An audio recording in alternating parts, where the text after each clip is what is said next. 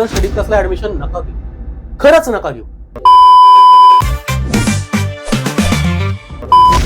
हो, जर तुम्हाला वेळेवर लेक्चर नको असतील, परीक्षा नको असतील, विद्यार्थ्यांना तुमच्या मुला मुलींना वैयक्तिक लक्ष नको असेल, open day, parents meeting, individual counselling, motivation हे काही नको हवं असेल तर स्टडी क्लासला ऍडमिशन नका घेऊ, खरंच नका घेऊ. कारण स्टडी प्लस 11वी-12वी सायन्स साठी काय करतो माहिती आहे का?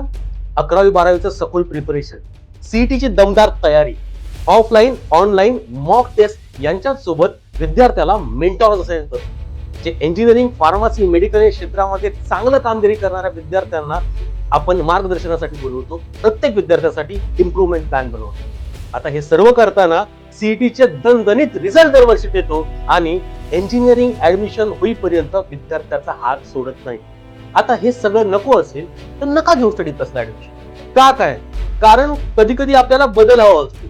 मोठमोठ्या गोष्टी बाहेर सांगितल्या जातात, दाखवल्या जातात, दूरवरचे रिझल्ट सांगितले जातात आणि सोबतच मोठमोठे डिस्काउंट तुम्हाला ऑफर केले जातात. आपल्याला वाटतं वा क्या ऑफर आहे, पण ही ऑफर कोणत्या कॉस्टवर? आपल्या फ्युचरच्या, आपल्या करिअरच्या. मित्रांनो, दरवर्षी अनेक विद्यार्थी आणि पालक परीक्षेला 2 महिने राहिले असताना फोन करतात, सर माझ्या मुलाचं करिअर वाचवा, सर पैसे एक्स्ट्रा चार्ज करा, पण काहीतरी हेल्प करा. त्यावेळी आम्ही हतबल असतो.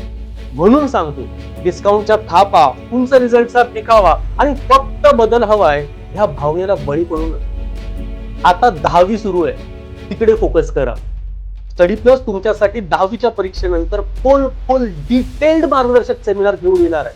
त्याची वाट बघा. आम्ही आताच ऍडमिशन घ्या असं म्हणत नाही, परंतु ऍडमिशन घेण्याआधी सगळी माहिती करून घ्या. कारण आपलं करिअर ते डिस्काउंट वरती लावू नका, करिअर तुमचं आहे. सेमिनारचे डिटेल्स लवकरच शेअर केले जातील. जय स्टडी प्लस.